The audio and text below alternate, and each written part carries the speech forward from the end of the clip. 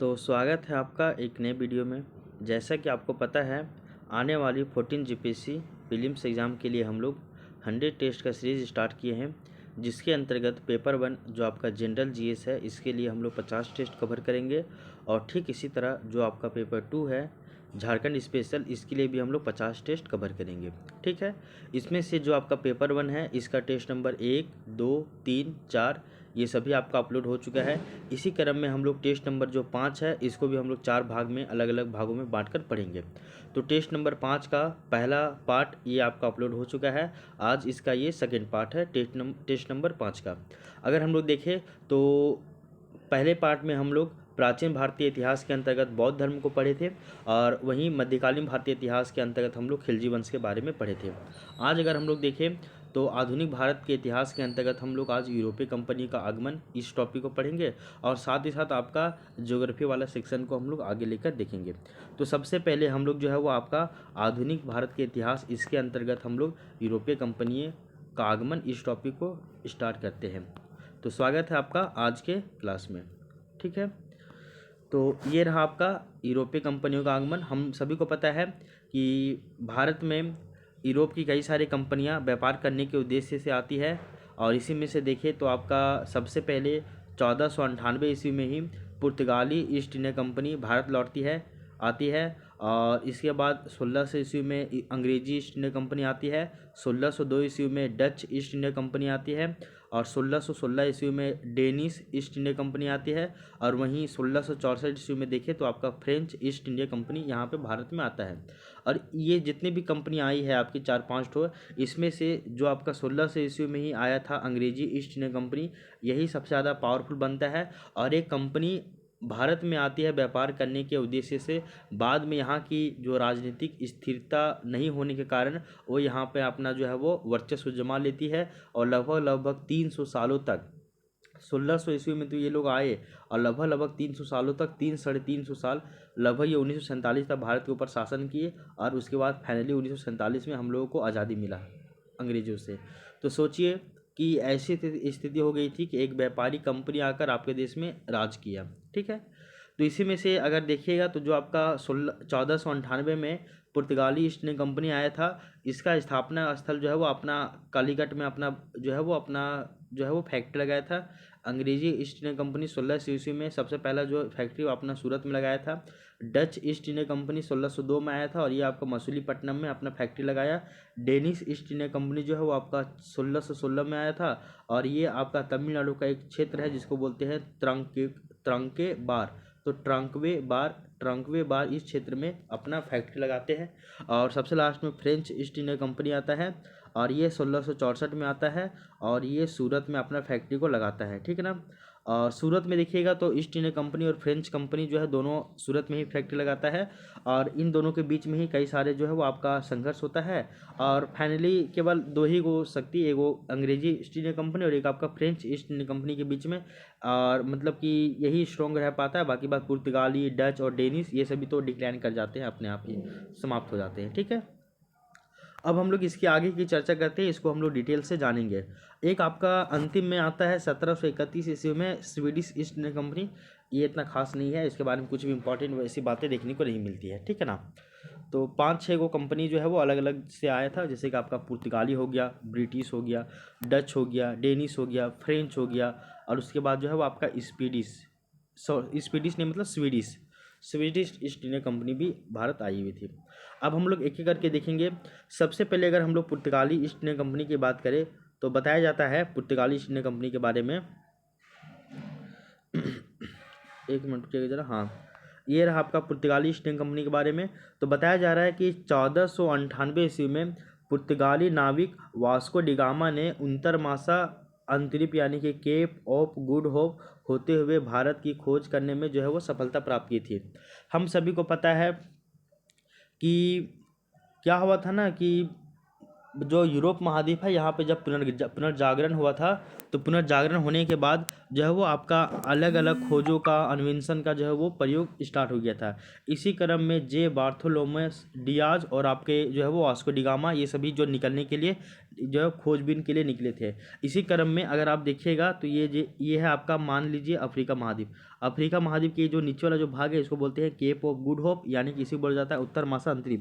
इधर से क्रॉस करने पे आप देखते होंगे पूरा ये हिंद महासागर का एरिया है, और हिंद महासागर के एरिया में यहीं पे जो है वो आपका भारत देखने को मिलता है।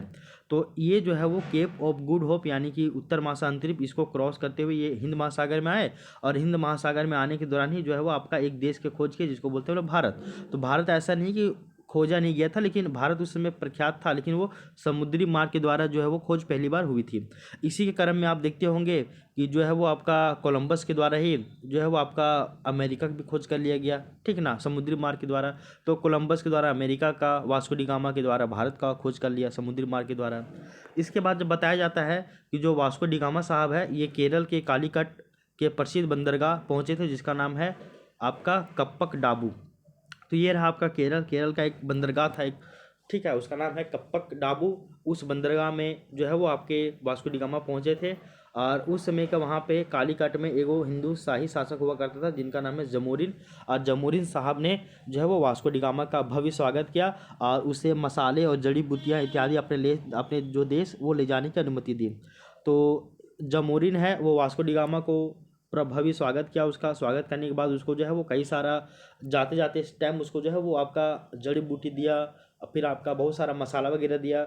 और हम सभी को पता है कि जो है यूरोप जो है ठंडा इलाका है, दिन वहाँ पे मांस मछली का सेवन बहुत ज़्यादा किया जाता है, और ऐसे में अगर मसाला अगर आपके पास बढ़िया हो तो उसको खाने का स्वाद भी बढ़ जाता है। तो ये जब मसाला लेकर वो जब वहाँ पहुँचे, ठीक है ना, अमेरिका मतलब ये यूरोप पहुँचे, तो वहाँ पे जब ये मसाला लेकर गए थे ना, तो जितना बोलते हैं ना कि अपना यात्रा वृत्तांत इस सभी को जोड़ भी दे तब भी उसको 16 गुना फ़ायदा हुआ था, ठीक ना, इतना ज़्यादा उसका मसालों का मांग हुआ था। तो सभी लोगों के मन में ये एक ना क्यूरियोसिटी जागा कि भाई ऐसा क्या है, कहाँ से लाया है ये सब तुम। तो बोला कि हम लोग तो लाए हैं भैया, एक देश मिला है हम लोगों को खोजने पे, वो मिला है भारत, वहाँ से ये सभी अपार वहाँ पे संसाधन है, धनी देश है, और वहाँ से हम लोग ये सभी लेकर आए हैं। तो इसी क्रम में सभी लोगों के मन में जो है वो, सभी व्यापारियों के मन में क्या हुआ, जो है वो आपका लालसा बढ़ा कि हम भी जाएंगे और वहाँ से व्यापार करेंगे और हम भी जो है वो आपका मुनाफा कमाएंगे, ठीक है। तो ये सारा जो है प्रॉब्लम स्टार्ट हुआ है आपका, जमोरिन साहब अगर उसका स्वागत नहीं करते, मसाले और जड़ी बूटियाँ नहीं ले जाने देते, उनका अनुमति नहीं देते, तो यूरोप में ये सभी नहीं जाता। यूरोप में अगर ऐसा कुछ नहीं होता तो यूरोप के लोग हमारे भारत में व्यापार करने के लिए नहीं आते, और नहीं आते तो हमारे भारत में ऐसा स्थिति होता ही नहीं। तो ये बोला जा रहा है कि कालीकट के हिंदू शाही शासक जो थे जमोरिन, उन्होंने वास्को डी गामा का स्वागत किया और उसे मसाले और जड़ी बूटियाँ इत्यादि अपने देश ले जाने की अनुमति दी। वास्को डी गामा अपने जो है वो हेक्टर नामक जहाज़ जो है वो जहाज़ से काली मिर्च लेकर जो है वो पुर्तगाल वापस लौट गया। और वास्को डी गामा को इन वस्तुओं से यात्रा व्यय निकालने के बाद अगर देखा जाए तो आपका 60 गुना जो है वो लाभ हुआ, 16 गुना नहीं बल्कि 60 गुना लाभ हुआ। बाप रे बाप, अगर वो 6 रुपये खर्च किया है मान लीजिए, अच्छा ऐसे देख लीजिए, अगर वो 100 रुपये खर्च किया है मान के, ठीक ना, उसको आने जाने में सबको मिला के 100 रुपये खर्च हुआ है, तो इसको जो है वो 60% जो है लगभग 600 रुपये इसको फिर से लाभ हो गया, इतना ज़्यादा, ठीक ना, ऐसा। तो यानी कि अपना यात्रा वृत्तांत निकालने के पश्चात भी उसको लगभग 60 गुना लाभ हो गया था, ठीक है।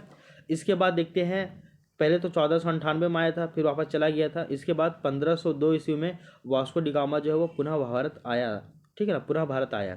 उसके बाद देख लीजिए, पुर्तगालियों ने 1502 ईस्वी में कोचीन में अपनी पहली फैक्ट्री लगाई थी। कब? तो 1502 ईस्वी में पुर्तगालियों ने। इसके बाद 1505 ईस्वी में कन्नूर में अपनी दूसरी फैक्ट्री लगाई। तो पुर्तगाली लोग सबसे पहले आए वास्को डी गामा के द्वारा ही, फिर आपका 1502 में सूरत कोचीन में फैक्ट्री लगाया, और 1505 में जो है आपका कन्नूर में अपना दूसरा फैक्ट्री स्थापित किया। कोचीन और कन्नूर के अतिरिक्त पुर्तगालियों ने भारत के गोवा द्वीप, दमन द्वीप में भी अपना जो है व्यापारिक केंद्र स्थापित किए थे। और आपको पता है कि जो है पुर्तगाली सबसे पहले आए थे और सबसे लास्ट में पुर्तगाली ही गए थे भारत से। और बोला जाता है कि पुर्तगाली सबसे पहले भारत आए थे और सबसे बाद गए थे यही लोग। लगभग 1961 ईस्वी में जो है वो पुर्तगाली लोग गोवा छोड़कर लास्ट में गए थे। बताया जाता है कि पुर्तगाली ने ही भारत में सर्वप्रथम तंबाकू और आलू की खेती जो है वो प्रारंभ करवाई थी।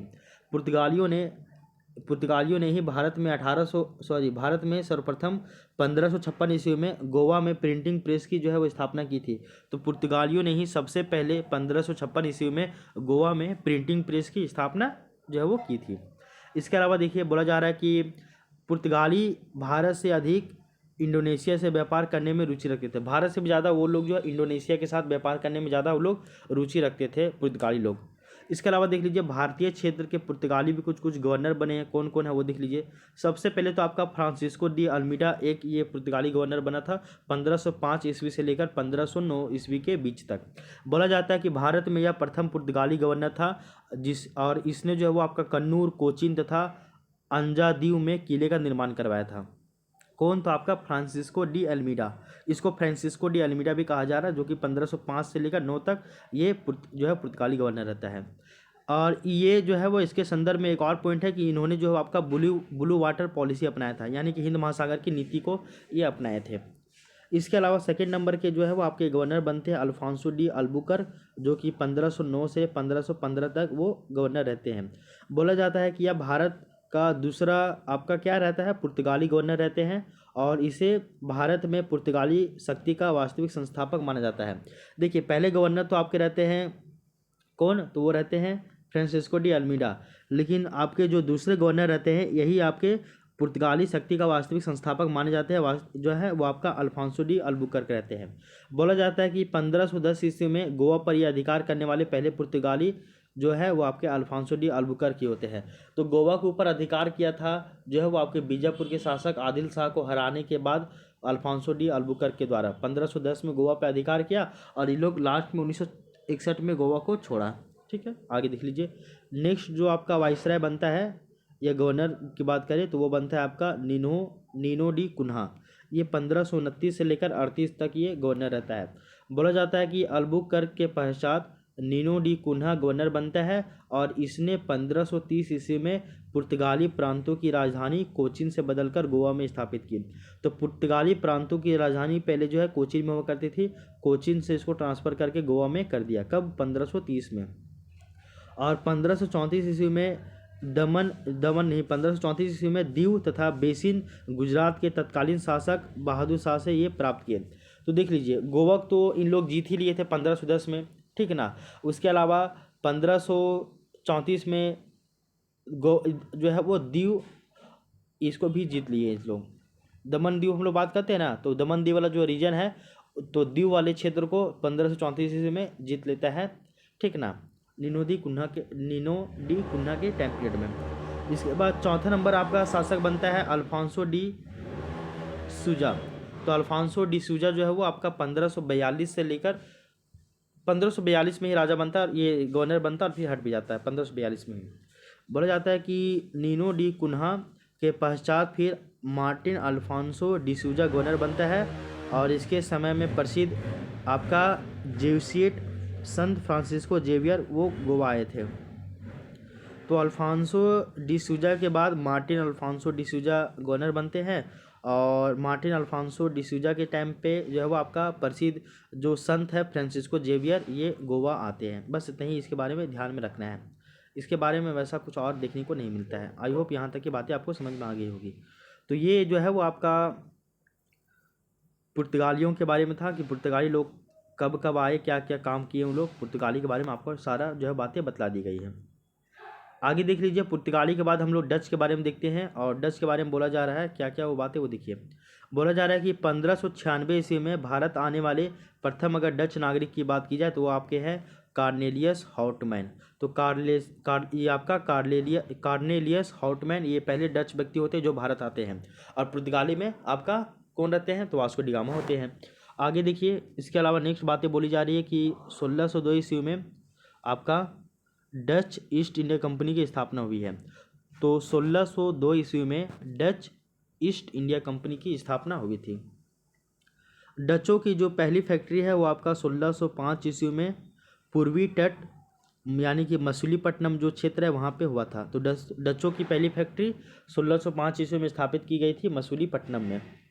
डचों की रुचि जो है वो भारत में नहीं बल्कि इंडोनेशिया, जावा, सुमात्रा, स्पाइस आइलैंड यहाँ पे था ज़्यादा। जहाँ पर मसालों का उत्पादन किया जाता है। तो डचों की भी रुचि भारत में नहीं था, भारत से ज़्यादा इंडोनेशिया, जावा, सुमात्रा, इन सभी देशों में ज़्यादा था, क्योंकि वहाँ पे मसालों का उत्पादन बहुत ज़्यादा मात्रा में किया जाता था। अंग्रेज़ों और डचों के बीच में नवंबर 1759 ईस्वी को बेदरा का युद्ध लड़ा गया था।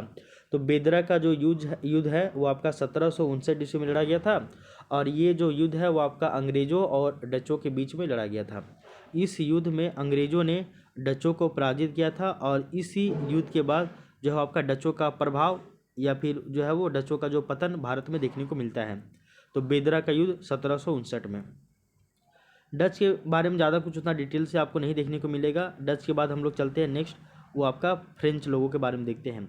बोला जा रहा है कि फ्रांस की सम्राट लुई 14 के मंत्री, जिनका नाम रहता है काल्वर्ट, इसके द्वारा 1664 ईस्वी में फ्रेंच ईस्ट इंडिया कंपनी की स्थापना की गई थी, जिसे कंपनी देश इंडिस ओरिएंटलिस कहा जा रहा है।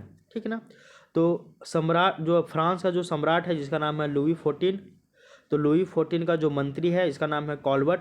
उसी कॉल्बर्ट के द्वारा 1664 ईस्वी में फ्रेंच ईस्ट इंडिया कंपनी का जो है वो इस्टेब्लिशमेंट किया गया था, और इसका जो नाम रखा गया था कंपनी देश इंडिस ओरिएंटलिस रखा गया था। इसके बाद 1667 ईस्वी में फ्रांसिस कैरो के नेतृत्व में एक फ्रांसीसी दल भारत आया था। तो कब? 1667 ईस्वी में फ्रांसिस कैरो के लीडरशिप में, उसी के नेतृत्व में एक फ्रांसीसी दल जो है वो भारत आया था, जिसने 1668 ईस्वी में सूरत में पहले व्यापारिक कारखाने की स्थापना की। तो 1667 में फ्रांसिस कैरो के नेतृत्व में एक दल भारत आया, और वो 1668 में सूरत में ही जो है वो अपना व्यापारिक कारखाना या फिर फैक्ट्री का स्थापना कर दिया। क्लियर। इसके अलावा देख लीजिए यहाँ पे थोड़ा सा और बातें कुछ कही गई है। 1674 ईस्वी में, कब? तो 1674 ईस्वी में फ्रांसिस मार्टिन ने पांडिचेरी की स्थापना की। तो जो आपका पांडिचेरी है वर्तमान में, इसका स्थापना 1674 ईस्वी में किया गया था फ्रांसिस मार्टिन के द्वारा, और डचों ने अंग्रेजों की सहायता से 1693 ईस्वी में पांडिचेरी को छीन लिया था। तो अंग्रेजों की सहायता से डचों ने किसको छीना था? तो आपका पांडिचेरी को। कब? 1693 ईस्वी में। फिर 1697 ईस्वी में रिजविक की एक संधि होती है। तो रिजविक की संधि के पश्चात पांडिचेरी जो है वो आपका पुनः फ्रांसीसियों को मिल गया था। देख लीजिए, पहला बताया गया कि 1693 ईस्वी में फ्रांसीसियों से डच ने पांडिचेरी को छीन लिया था। किसके मदद से? तो आपका अंग्रेजों की मदद से। बाद में डचों से पांडिचेरी को वापस 1697 ईस्वी में फ्रांसीसी लोग उसको छीन लेते हैं। पांडिचेरी के कारखाने में ही मार्टिन ने फोर्ट लुई का निर्माण करवाया था। तो पांडिचेरी में ही जो आपका मार्टिन है, मतलब फ्रांसिस मार्टिन, उन्होंने फोर्ट लुई का निर्माण करवाया था। फ्रांसीसियों ने 1721 ईस्वी में मॉरिशस, 1724 ईस्वी में मालाबार में माहे तथा 1739 ईस्वी में कारिकल, इसके ऊपर वो अधिकार कर लिया। तो फ्रांसीसियों ने कई सारे जगहों पर अधिकार किया, जैसे मॉरिशस के ऊपर, माहे के ऊपर, कारिकल के ऊपर इन लोग अधिकार किए। फिर बोला जा रहा है कि 1742 ईस्वी के पश्चात फ्रांसीसी भी व्यापारिक लाभ कमाने की तुलना में राजनीतिक उद्देश्य की पूर्ति के दिशा में जो है वो आपका सक्रिय हो गए। पहले क्या था ना कि फ्रांसीसी लोगों को जो है वो आपका व्यापारिक लाभ के लिए ये लोग आए थे। बाद में ये लोग भी देखे कि यहाँ पे राजनीतिक व्यवस्था बहुत ज़्यादा अस्थिर है, देन ये लोग राजनीतिक उद्देश्य की भी जो है वो पूर्ति करने के लिए ये लोग प्रयास करने लगे। उसी तरह आपका ब्रिटिश लोग भी थे, वो लोग भी पहले व्यापारिक कंपनी के तौर पे थे, बाद में वही कंपनी जो है वो शासन के रूप में काम करने लगी, राजनीतिक हस्तक्षेप भी करने लगा। ठीक है। तो क्या बोला जा रहा है कि स्टार्टिंग में देखिए, अगर आप पुर्तगाली की बात कीजिएगा, डचों की बात कीजिएगा, तो ये लोग व्यापार तक ही सीमित रहा। लेकिन फ्रांसीसी लोग जैसे जैसे अपना धीरे धीरे वो क्षेत्र बढ़ाते चले गए, जब उनके पास क्षेत्र आने लगे तो वो लोग थोड़ा पावरफुल भी होने लगे, पैसा भी आने लगा, तो उन लोग अब ना व्यापारिक तो गतिविधि कर ही रहे थे, साथ ही साथ यहाँ की राजनीति में भी हस्तक्षेप करने लगे। और ब्रिटिश लोग तो आपका हस्तक्षेप कर ही रहे थे, और ऐसे में फ्रांसीसी लोग भी करने लगे। तो ऐसे में दोनों के बीच में क्या होने लगा, विवाद होने लगा। तो ये बोला जा रहा है कि 1742 ईस्वी के पश्चात फ्रांसीसी भी व्यापारिक लाभ कमाने की तुलना में राजनीतिक उद्देश्य की पूर्ति की दिशा में क्या हो गया, जो वो लोग भी सक्रिय हो गए, यानी कि एक्टिव हो गए। इसका परिणाम क्या हुआ, तो परिणाम स्वरूप अंग्रेज और फ्रांसीसियों के मध्य में लगातार जो है वो युद्ध स्टार्ट हो गया। फिर हम लोग देखते हैं कि 1760 ईस्वी में वांडीवास के युद्ध में अंग्रेजों ने फ्रांसीसियों को बुरी तरीके से पराजित कर दिया था। कब, तो 1760 ईस्वी में वांडीवास का एक युद्ध हुआ था, जिसमें अंग्रेजों ने बहुत बुरी तरीके से फ्रांसीसियों को हराया था। इसको भी आप याद रख लीजिएगा, ठीक है। अगर आपको पूछा जाए कि बेदरा का युद्ध किसके किसके बीच में लड़ा गया था, तो अंग्रेज और डचों के युद्ध के बीच में लड़ा गया था, जिसमें डचों की हार हुई थी और अंग्रेजों की जीत हुई थी। उसी तरह वांडीवास का युद्ध किसके किसके बीच में लड़ा गया था और कब लड़ा गया था, तो 1760 ईस्वी में वांडीवास का युद्ध लड़ा गया था अंग्रेजों और फ्रांसीसियों के बीच में, जिसमें अंग्रेजों की जीत हुई और फ्रांसीसियों की हार हो गई। आई होप ये लाइन आपको समझ में आ गया होगा। तो इस तरह से अगर आप देखिएगा तो हम लोग पुर्तगाली ईस्ट इंडिया कंपनी के बारे में जाने, डच ईस्ट इंडिया कंपनी के बारे में जाने, फ्रेंच ईस्ट इंडिया कंपनी के बारे में जाने। डेनिश के बारे में ऐसा कुछ खास डाटा नहीं मिलता, वो आपको नहीं समझना है। और आपका ये जो है स्वीडिश ईस्ट इंडिया कंपनी, इसके बारे में भी कुछ खास डाटा नहीं मिलता, इसको भी आपको नहीं पढ़ना है। इसके बाद इन दोनों को पढ़ने के अलावा जो है वो आपको डिटेल से 3 को, पुर्तगाली east India company, Dutch east India company और फ्रेंच ईस्ट इंडिया कंपनी, ये तीनों हम लोग आज पढ़े। ये तीनों तो पढ़ना ही पढ़ना है। इसके अलावा सबसे मेन जो है वो इम्पोर्टेंट है आपका अंग्रेजी ईस्ट इंडिया कंपनी। इसके बारे में तो डिटेल से हम लोग पढ़ेंगे और वो हम लोग नेक्स्ट जो है वो इसके पार्ट में पढ़ेंगे, यानी कि नेक्स्ट जो है आपका टेस्ट होगा उसमें कवर करेंगे अंग्रेजी ईस्ट इंडिया कंपनी के बारे में। तो आज आपका French east India company, Danish east India company, Dutch east India company, पुर्तगाली ईस्ट इंडिया कंपनी के बारे में पढ़े, ठीक है। तो ये जो है वो आपका क्या था, तो ये जो है वो आपका हिस्ट्री वाला पार्ट यहाँ तक देखने को मिलता है। अब हम लोग थोड़ा सा ज्योग्राफी की ओर चले जाते हैं और ज्योग्राफी वाले सेक्शन में आज हम लोग क्या पढ़ेंगे, भारत की तट रेखा एवं सागरीय सीमाओं के बारे में चर्चा करेंगे। तो भारत की जितना भी तट रेखा है और इसका सागरीय सीमा है, इसके बारे में हम लोग पढ़ेंगे। सबसे पहले तो हम लोग भौगोलिक स्थिति की बात करें, यानी कि ज्योग्राफिकल लोकेशन की बात करें भारत का, तो बोला जाता है कि भारत जो है आपका 3 ओर से किससे घिरा हुआ है, समुद्र से घिरा हुआ है। अगर हम लोग भारत की बात करें, ऐसा भारत है, तो यहाँ पे पूर्व में आपका क्या है, ये पूरा बंगाल की खाड़ी है, पश्चिम में ये आपका पूरा अरब सागर है और दक्षिण में देखा तो ये पूरा आपका अरब सागर है, ठीक है। आगे देख लीजिए, तट रेखा की लंबाई की बात की जाए, यानी कि लेंथ ऑफ कोस्ट लाइन, तो बोला जा रहा है कि भारत की तट रेखा जो है वो आपका मुख्य भूमि और द्वीपों को मिलाकर कितना है, तो लगभग कुल लंबाई देखा जाए तो आपका 7516.6 किलोमीटर है, तो 7516.6 किलोमीटर है। जिसमें से अगर आपका देखिए तो मुख्य भूमि की लंबाई आपका 5422.6 किलोमीटर है। मुख्य भूमि यानी कि यहाँ से लेकर यहाँ तक का लंबाई 5422.6 किलोमीटर है।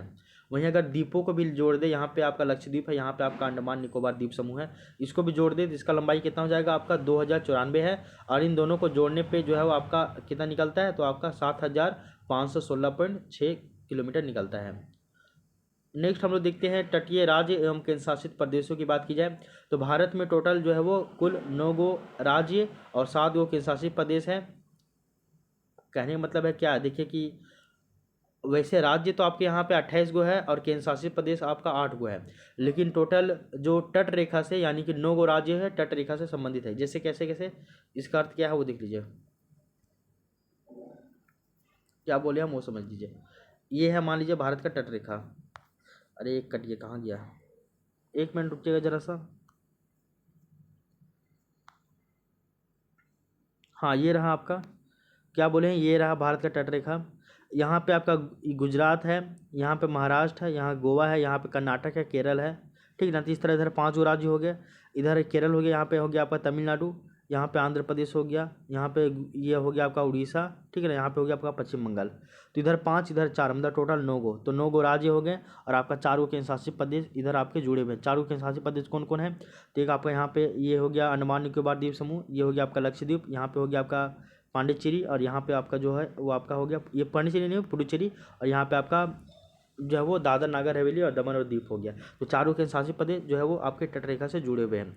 तो यही बोला जा रहा है 9 गो राज्य और आपका 4 गो केंद्र शासित प्रदेश जो है वो आपका तट रेखा से यानी कि कोस्टल लाइन से जुड़े हुए हैं। सर्वाधिक लंबी तट रेखा देखिए तो आपका गुजरात में है और सबसे छोटा तट रेखा की बात की जाए तो आपका गोवा में है, ठीक है। आगे देख लीजिए, महत्वपूर्ण नोट की बात की जाए तो बोला जाता है कि 26 जनवरी 2020 से दमन और दीव तथा दादर और नागर हवेली इसका विलय जो है वो एक ही केंद्र शासित प्रदेश में कर दिया गया, और इसका नाम क्या बोलते हैं अब हम लोग, दादर और नागर हवेली तथा दमन और दीव इसको बोलते हैं एक साथ। भारत की सागरीय सीमाएं और अधिकार यानी कि आपका मेरीटाइम जोन्स एंड राइट्स की बात की जाए तो बोला जाता है कि समुद्र में भारत की सीमाओं का निर्धारण जो है वो आपका आधार रेखा यानी कि बेस लाइन से किया जाता है। समुद्र में भारत की सीमाओं का निर्धारण, इसका परिभाषा क्या है वो देख लीजिए।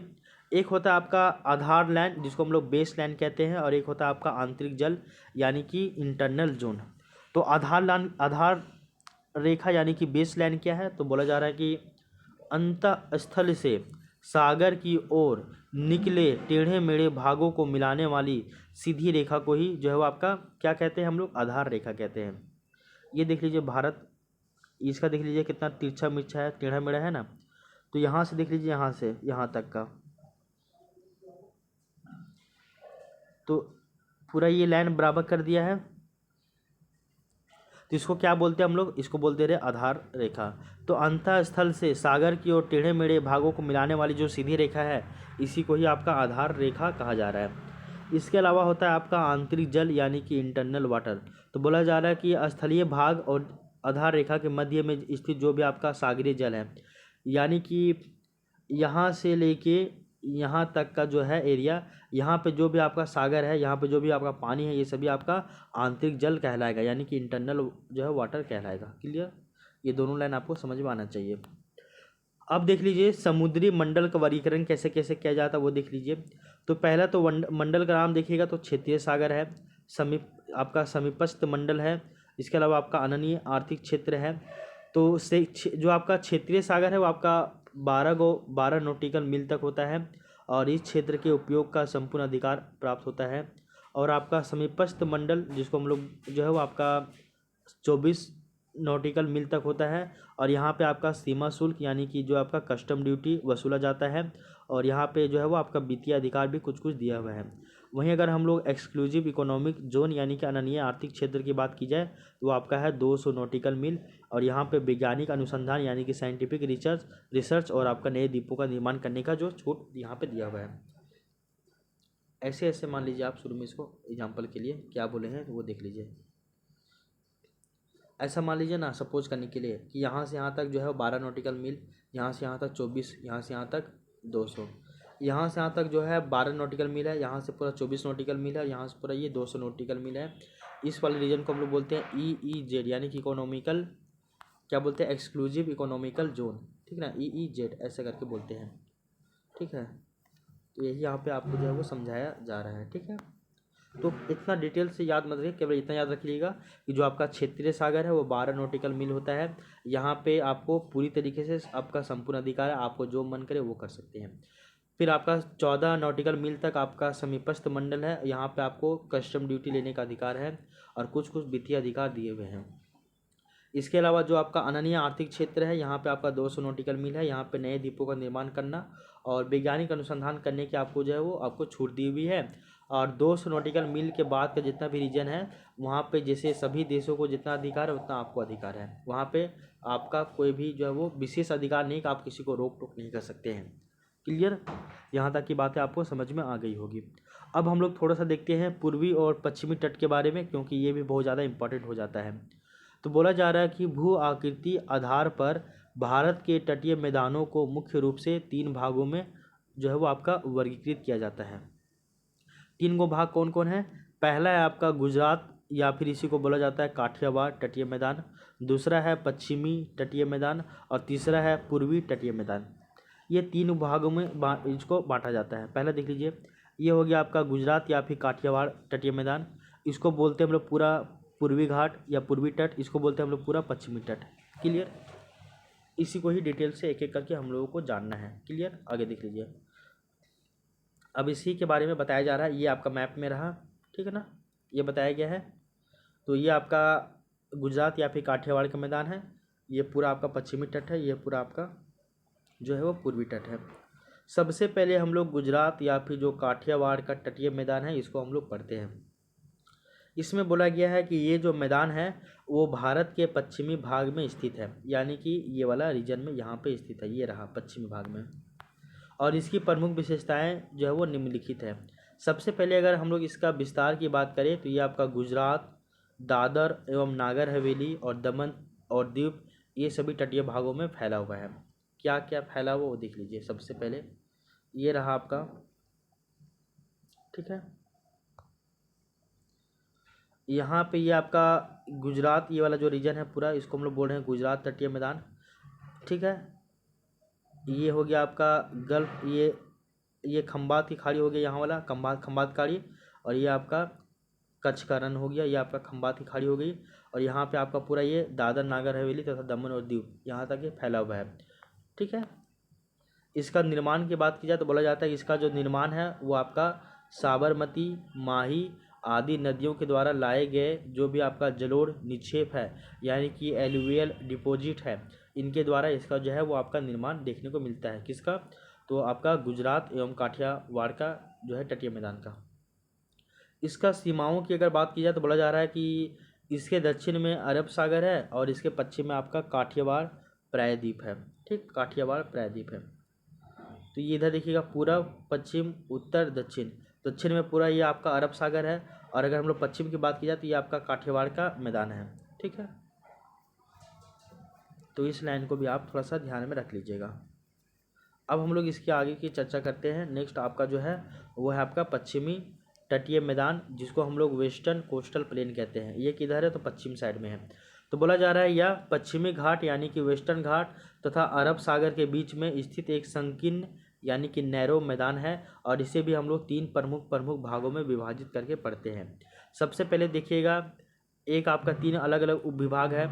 एक है आपका उत्तरी भाग जिसको हम लोग बोलते हैं कोंकण, एक है आपका मध्य भाग जिसको हम लोग बोलते हैं कनारा या फिर कर्नाटक का तट, तीसरा है आपका दक्षिणी भाग जिसको हम लोग बोलते हैं मालाबार तट।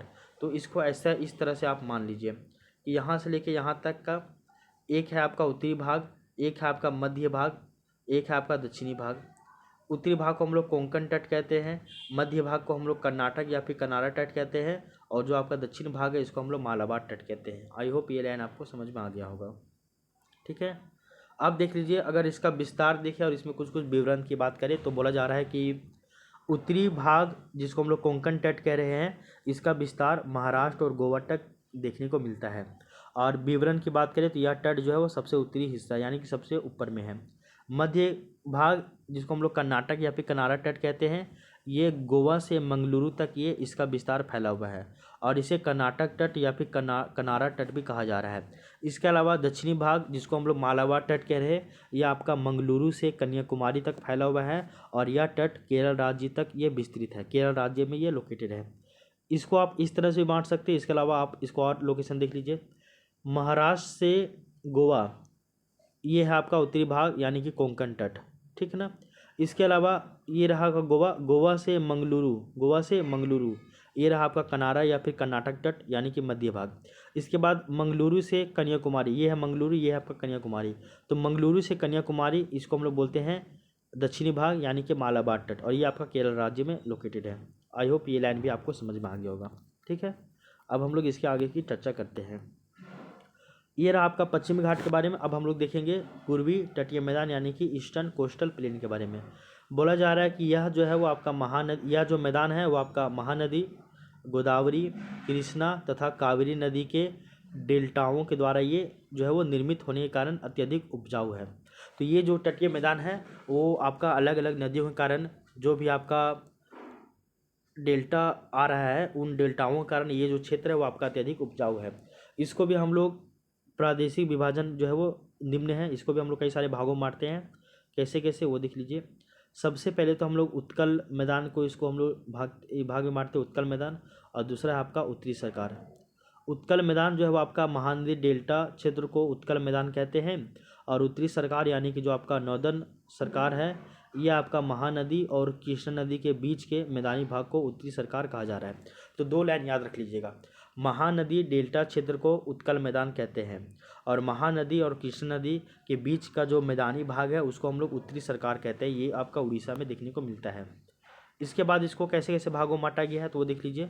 इसके बाद आपका आता है कोरोमंडल तट।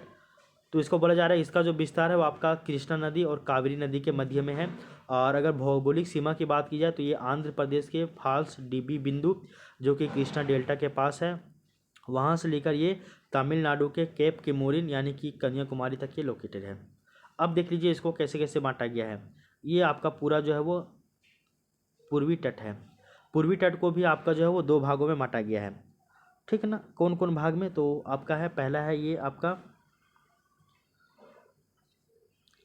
ये पूरा है आपका उत्कल मैदान, और ये है आपका उत्तरी सरकार, ठीक है। और ये है पूरा आपका कोरोमंडल तट। क्लियर। बोला गया है कि ये है, मान लीजिए कि महानदी डेल्टा वाला क्षेत्र है, महानदी डेल्टा क्षेत्र, इसको हम लोग बोल दिया उत्कल मैदान।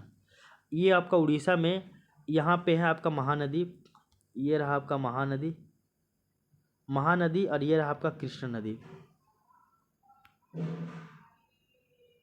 ये आपका ऊपर में महानदी है और नीचे में आपका कृष्ण नदी है। तो महानदी और कृष्ण नदी, इसके बीच का जो क्षेत्र है इसको हम लोग बोलते हैं क्या, इसको हम लोग बोल रहे हैं आपका उत्तरी सरकार, ठीक है। उसके बाद ये रहा आपका कृष्ण नदी और कृष्णा नदी, और नीचे में आपका कावेरी नदी। तो कृष्णा और कावेरी नदी के मध्य में जो है वो आपका कोरोमंडल तट का विस्तार है। क्लियर। और अगर हम लोग बात करें तो जो इसका भौगोलिक सीमा जो है वो आपका आंध्र प्रदेश का एक जो है वो फाल्स डीबी बिंदु, यहाँ पे आपका कृष्णा नदी है। तो कृष्णा नदी के यहीं पे सामने दिखते होंगे आपका कृष्णा डेल्टा के पास में ही एक आपका आंध्र प्रदेश में एक वो बिंदु पड़ता है, इसको बोलते हैं फाल्स डीबी बिंदु। यहाँ से लेकर ये फाल्स डीबी बिंदु से लेकर ये तमिलनाडु का जो आपका केप केमोरिन है ना, यानी कन्याकुमारी में, जिसको हम लोग कन्याकुमारी कह रहे हैं, यहाँ तक का जो एरिया है इसको हम लोग कोरोमंडल तट कहते हैं, ठीक है। आई होप ये वाला लाइन आपको समझ में आया होगा। बहुत बेसिक बातें हैं, ये आपको तो एकदम पता ही होना चाहिए, तो आप इसको रटिए चाहे समझिए, जो भी करना है आपको कीजिए। भारत के प्रमुख तटीय बंदरगाह यानी कि मेजर कोस्टल पोर्ट्स कौन कौन से हैं वो देख लीजिए। तो बोला जा रहा है कि नीचे दी गई तालिका में पश्चिमी और पूर्वी तट पर स्थित प्रमुख बंदरगाहों का जो है वो विवरण इस प्रकार है। अच्छा, पूर्वी तट जो है आपका बहुत ज़्यादा कटा छटा है क्योंकि नदियों के कारण वो अधिक्षेपित हो गया है। पश्चिमी तट आपको उतना कटा छटा नहीं मिलेगा, वो सतत मिलेगा। अब देख लीजिए पूर्वी तट और आपका पश्चिमी तट, ये सभी का जो है वो आपका बंदरगाह देखते हैं। सबसे पहले जो आपका पश्चिमी तट है यानी कि इधर वाला, इसका हम लोग चर्चा करेंगे। फिर हम लोग पूर्वी तट यानी कि इधर वाला का चर्चा करेंगे। तो पूर्वी तट जो कि आपका अरब सागर में है, ये अरब सागर, ये आपका बंगाल की खाड़ी, इधर का हम लोग देखेंगे कौन कौन है। सो इसमें सबसे पहले आपका कांडला है, यहाँ पे गुजरात में कांडला है। उसके बाद ये मुंबई है, मुंबई तट ये महाराष्ट्र में है। इसके अलावा आपका जवाहर नेहरू, जिसको नवाहर सेवा भी कहा जा रहा है, ये आपका महाराष्ट्र में है। इसके अलावा जंजीरा तट, ये भी महाराष्ट्र में है। तट नहीं बोलेंगे, आपका बंदरगाह बोलेंगे। फिर आपका मुर्मू गांव बंदरगाह, ये गोवा में है। उडुपी ये कर्नाटक में है। न्यू मंगलोर ये आपका कर्नाटक में है। और कोचीन ये सभी आपका केरल में है। और ये जो है वो आपका बंदरगाह ही है। तो ये आपका पश्चिमी तट का बंदरगाह हो गया। अब चलिए पूर्वी तट के बंदरगाह की ओर। तो आपका पश्चिम बंगाल में हल्दिया है, उड़ीसा में आपका पारादीप है, और आंध्र प्रदेश में विशाखापट्टनम है, और तमिलनाडु में आपका एन्नोर है, और तमिलनाडु में ही आपका न्यू टूटी कोरिन भी है। तो न्यू टूटी कोरिन भी एक बंदरगाह है पूर्वी तट का, ठीक है। ये सभी फैक्चुअल डाटे, इसमें आपको क्या समझा है ये याद करना ही पड़ेगा, रटना पड़ेगा भाई, मिला जुला कर कुल। तो ये तो आपको रटना ही पड़ेगा, ठीक है। तो अब थोड़ा सा हम लोग इसको स्पीड से देखते हैं, थोड़ा सा जल्दी जल्दी हम लोग इसको आगे बढ़ेंगे, है ना, क्योंकि समझाने वाला जहाँ जहाँ रहेगा वो हम समझाते हुए आगे चलेंगे। अब थोड़ा सा हम लोग जो है वो एक नए टॉपिक की ओर चलते हैं, जो कि है आपका द्वीप समूह यानी कि आइसलैंड के बारे में। और द्वीप समूह की भी बात करें तो पहले नंबर में हम लोगों को बंगाल के खाड़ी के द्वीप समूह पढ़ना है, और बंगाल की खाड़ी के द्वीप समूह में हम लोगों को अंडमान और निकोबार द्वीप समूह पढ़ना है। और दूसरा हम लोगों को पढ़ना है आपका जो है वो अरब सागर के द्वीप समूह, जिसमें हम लोग बोलते हैं आपका लक्षद्वीप के बारे में। ये देख लीजिए, पहला तो आपका ये है आपका अंडमान और निकोबार द्वीप समूह। ये थोड़ा सा आप मैप में देखिएगा तो इस तरह से आपको पता चलेगा। आपका नॉर्थ अंडमान, फिर आपका सैडल पीक, आपका मिडिल अंडमान, फिर आपका अंडमान आइसलैंड, फिर आपका पोर्ट ब्लेयर लोअर अंडमान, फिर आपका सेंटिनल आपका आइसलैंड, फिर आपका लिटिल अंडमान, आपका कार निकोबार। फिर नीचे देखिएगा तो आपका यहाँ पे दिखेगा आपका ग्रेट निकोबार, लिटिल निकोबार, और यहाँ पे और कुछ कुछ प्लेसेस भी देखने को मिलती है। ये आपका अंडमान और निकोबार आइसलैंड का ये है मैप। और ये देखिएगा छोटा सा आपका ये इसका भी मैप देखने को मिलता है। और ये देख लीजिए, ये आपका जो है वो अंडमान और निकोबार का ये मैप दिया हुआ है, आप इस मैप को थोड़ा सा ध्यान में रख लीजिएगा। अब हम लोग इसके बारे में देखते हैं। सबसे पहले जो आपका बंगाली खाड़ी में जो अंडमान और निकोबार की बात करें तो वो इसका स्थिति कहाँ पे है, तो ये आपका बंगाली खाड़ी में यानी कि बे ऑफ बंगाल में ये लोकेटेड है। प्रशासनिक दर्जा की बात की जाए तो ये आपका केंद्र शासित प्रदेश है, यानी कि ये यूनियन टेरिटरी यूटी है। अगर द्वीपों की संख्या की बात की जाए, यानी कि जो अंडमान और निकोबार द्वीप समूह है, इसमें टोटल जो द्वीप है वो आपका 836 गो है, ठीक ना। इसमें अस्थायी रूप से आवासित द्वीप यानी कि 836 गो द्वीप है, लेकिन इसमें से कितने द्वीपों के ऊपर हम लोग रहते हैं, आवासित है, वो आपका 38 गो है। तो अब देख लीजिए निकोबार में द्वीप समूह की लगभग ये जो निकोबार में द्वीप समूह कितना है, लगभग वो आपका 22 गो है, और 22 गो में आपका 10 गो आवासित है, ठीक है। तो बोला जा रहा है कि अंडमान और निकोबार दोनों को मिलाकर टोटल गो द्वीप कितना हो जा रहा है आइसलैंड, वो आपका 836 गो है, जिसमें से रहने लायक कितना है, मात्र 38 गो है। उसके बाद निकोबार में भी आपका कितना द्वीप है, टोटल 22 गो है, जिसमें रहने लायक कितना है, 10 गो है। भौगोलिक विभाजन की बात की जाए, इस यानी कि चैनल की उत्पत्ति देखते हैं। तो सबसे पहले विभाजन की बात की जाए तो बोला जा रहा है कि अंडमान और निकोबार द्वीप समूह को 10 डिग्री यानी कि 10 डिग्री चैनल अलग करता है। ये है आपका अंडमान ये है, और ये आपका निकोबार द्वीप समूह, ये आपका अंडमान द्वीप समूह, ये आपका निकोबार द्वीप समूह, इन दोनों को अलग कर रहा है 10 डिग्री चैनल। बोला जा रहा है कि स्थिति या 10 डिग्री उत्तरी अक्षांश रेखा के समानांतर है, और इसकी चौड़ाई जो है वो आपका लगभग 150 किलोमीटर है। तो यहाँ से यहाँ तक का जो गैप है वो आपका लगभग 150 किलोमीटर, यहाँ से यहाँ तक का गैप 150 किलोमीटर है, और इसको जो है हम लोग 10 डिग्री चैनल कह दे रहे हैं, क्योंकि ये दोनों को सेपरेट कर रहा है। भूगर्भीय उत्पत्ति की बात की जाए तो बोला जा रहा है कि इन द्वीपों की उत्पत्ति जो है वो आपका तृतीयक पर्वत श्रेणी यानी कि टर्शियरी माउंटेन रेंज जो है, इसके उत्पत्ति के दौरान, यानी कि जो आपका अराकान योमा है, जो आपका पर्वत श्रेणी का जब निर्माण हुआ था, तो उसी के विस्तार के कारण जो है वो आपका अंडमान और निकोबार द्वीप समूह का भी निर्माण हुआ था। प्रमुख चट्टानों की बात की जाए तो बोला जाता है कि यहाँ पे बलुआ पत्थर यानी कि सैंड स्टोन, चूना पत्थर यानी कि लैम स्टोन, और आपका सेल यहाँ पे देखने को मिलते हैं।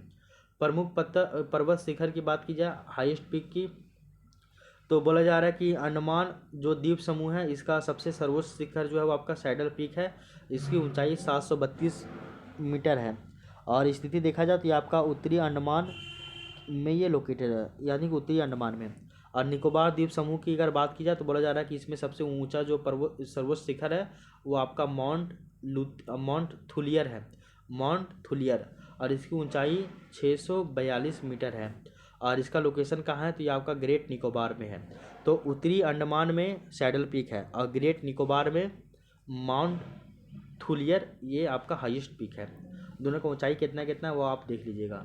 ज्वालामुखीय द्वीप की बात की जाए, यानी कि आपका वोल्केनिक आइसलैंड, तो वो आपका है बैरन द्वीप, यानी कि बैरन आइसलैंड। इसका बताया जा रहा है इसका स्थिति, तो ये पोर्ट ब्लेयर से लगभग 135 किलोमीटर की दूरी पे उत्तर पूर्व अंडमान सागर में लोकेटेड है। इसकी विशेषता यह बतलाया जा रहा है कि यह दक्षिण एशिया का और भारत का एकमात्र सक्रिय ज्वालामुखी है। तो दक्षिण एशिया का और भारत का एकमात्र दक्षिण जो है वो सक्रिय ज्वालामुखी बैरन द्वीप है। ये कहाँ है, तो ये आपका पोर्ट ब्लेयर से लगभग 135 किलोमीटर दूर है। और पोर्ट ब्लेयर कहाँ, तो ये आप थोड़ा सा मैप में देख लीजिए, ये रहा आपका पोर्ट ब्लेयर। तो ये पूरा है, देखिए ये है आपका पूरा अंडमान द्वीप समूह, और ये है आपका निकोबार द्वीप समूह। इसको अलग कर रहा है 10 डिग्री चैनल। इसका लंबाई है आपका लगभग 150 मीटर।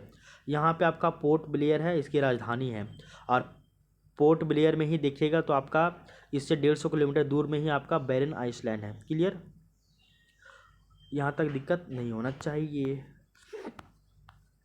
अब आगे देखिए हम लोग, बोला जा रहा है कि इतिहास में इसका अगर बात की जाए तो पहले बोला गया है कि इसका जो पहला रिकॉर्डेड उद्गार जो है वो आपका 1787 ईस्वी में हुआ था। फिर ये हो सकता है, लेकिन अभी ये कब होगा इसके बारे में कोई पता नहीं।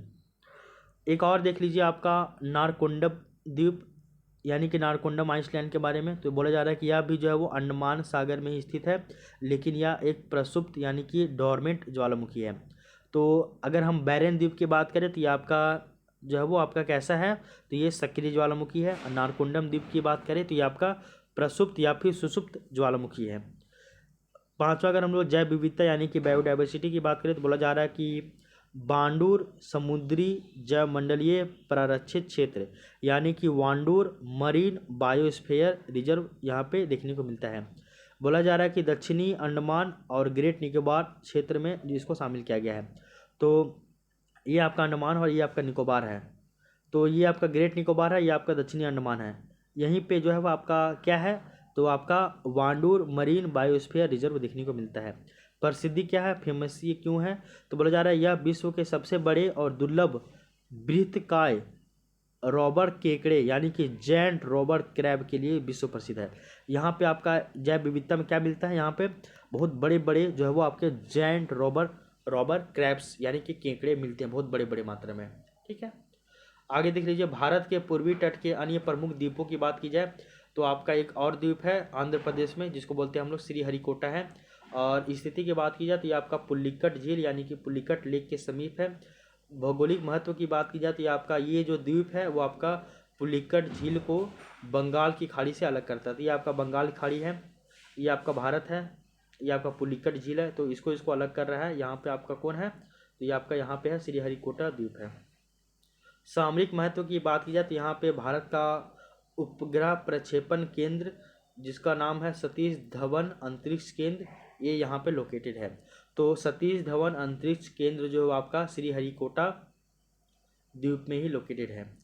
पंबन द्वीप और आपका राम सेतु द्वीप जो कि तमिलनाडु में ही है। तो बोला जा रहा है कि राम सेतु को ही हम लोग जो है वो आपका एडम ब्रिज इसको कहते हैं। और यह उथले जलीय भाग की एक श्रृंखला है, यानी कि उथले बोले तो ये ऊपर ऊपर दिखता है ये, ठीक ना। इसका विस्तार की बात की जाए तो यह भारत के पंबन द्वीप के अंतिम छोर धनुष कोडी से प्रारंभ होकर श्रीलंका के मन्नार द्वीप तक ये विस्तारित है। तो भारत का आपका ये जो है अंतिम छोर मान लीजिए आपका धनुष कोडी है, यहाँ से लेकर जो है वो मन्नार द्वीप जो है श्रीलंका में, यहाँ तक आपका राम सेतु देखने को मिलता है। ठीक है, एडम ब्रिज क्लियर। आगे देख लीजिए नेक्स्ट, इसकी आगे की चर्चा हम लोग करते हैं जो इस प्रकार होगा।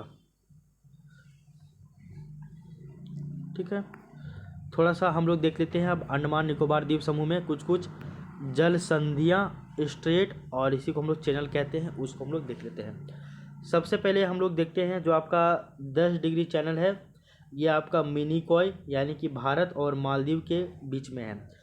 मिनिकॉय वो भारत का हिस्सा है, मालदीव एक अलग देश है, इन दोनों को सेपरेट कर रहा है 8 डिग्री चैनल।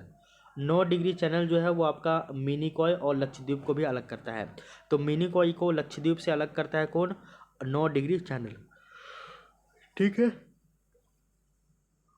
10 डिग्री चैनल जो है वो आपका लघु अंडमान और कार निकोबार के मध्य में 10 डिग्री चैनल है। समझे ना कि अंडमान द्वीप समूह और निकोबार द्वीप समूह इसके बीच में 10 डिग्री चैनल है। डंकन पास ये लघु अंडमान और दक्षिण अंडमान के मध्य में स्थित है।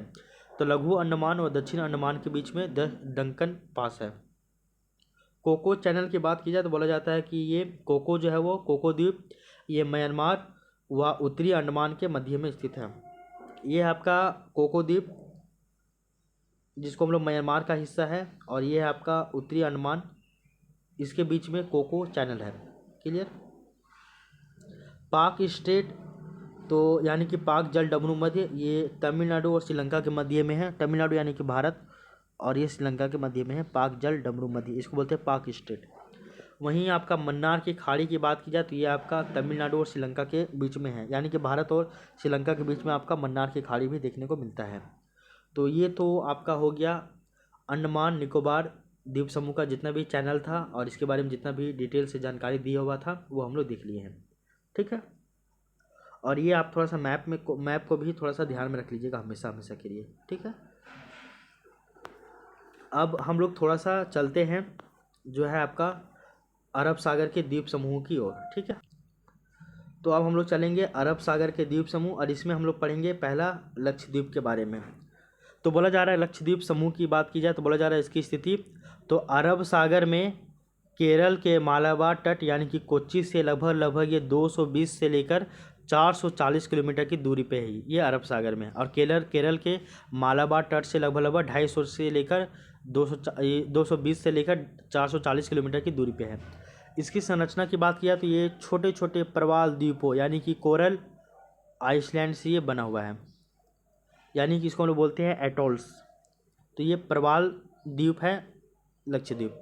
राजनीतिक स्थिति की बात की जाए तो यह भारत का एक केंद्र शासित प्रदेश है, यानी कि यूनियन टेरिटरीज है। इसकी क्षेत्रफल की बात की जाए तो आपका ये मात्र ज़्यादा नहीं है, 32 वर्ग किलोमीटर है। और यहाँ पे द्वीपों की संख्या कितना है, तो 800 नहीं, मतलब कि मात्र 36 गो है। तो लक्षद्वीप में द्वीपों की संख्या 36 गो है, जबकि आपका उसमें द्वीपों की संख्या कितनी थी, अंडमान और निकोबार द्वीप में, तो आपका 836 गो था। ठीक है। इसके अलावा बताया जा रहा है इसका इतिहास और नामकरण की चर्चा। तो बोला जा रहा है इसका पुराना नाम क्या था, तो इसको पहले लकाद्वीप, मिनिकॉय और अमिनी द्वीप के नाम से भी जाना जाता था, अमिनी देवी के नाम से भी जाना जाता था। नाम परिवर्तन वर्ष 1973 में इसका नाम बदलकर लक्षद्वीप रखा गया। कब, 1973 में। भौगोलिक विभाजन, तो उत्तरी समूह इसको अमिनी द्वीप कहा जा रहा है, दक्षिणी समूह को मिनिकॉय कहा जा रहा है। और चैनल पृथक कौन कर रहा है, तो चैनल पृथक्करण, तो बोला जा रहा है कि मिनिकॉय शेष द्वीपों से 10 डिग्री चैनल, नोट भौगोलिक रूप से इसे 9 डिग्री चैनल कहा जाता है, इसके द्वारा अलग किया जाता है। लेकिन आपके नोट्स में 10 अंकित किया गया है, अलग होता है। तो 9 डिग्री चैनल के द्वारा जो है वो 9 डिग्री चैनल के द्वारा जो है वो आपका मिनिकॉय जो है वो अन्य द्वीपों से अलग होता है। ठीक है। तो ऐसा मान लीजिए ना कि ये जो है वो मिनिकॉय है और ये अन्य द्वीप है, ये सेपरेट कर रहा है 10 डिग्री चैनल। क्लियर।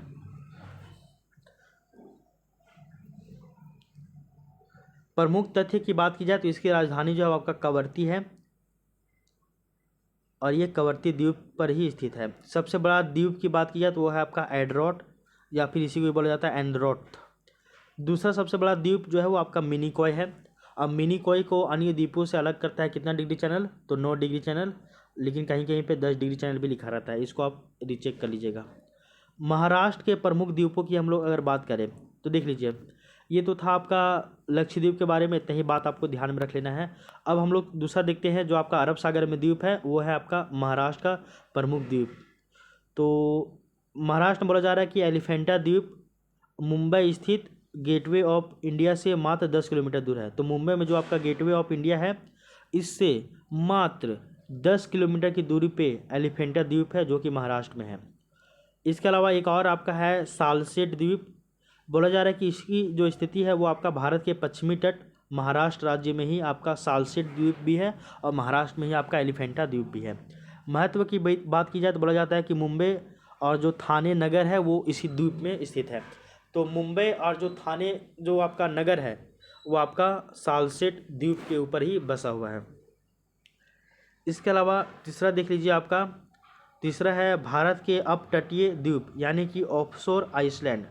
तो बोला जा रहा है कि गंगा के डेल्टा, पूर्वी पश्चिमी तटों और मन्नार की खाड़ी में स्थित प्रमुख द्वीपों का भी वर्गीकरण कुछ इस प्रकार है।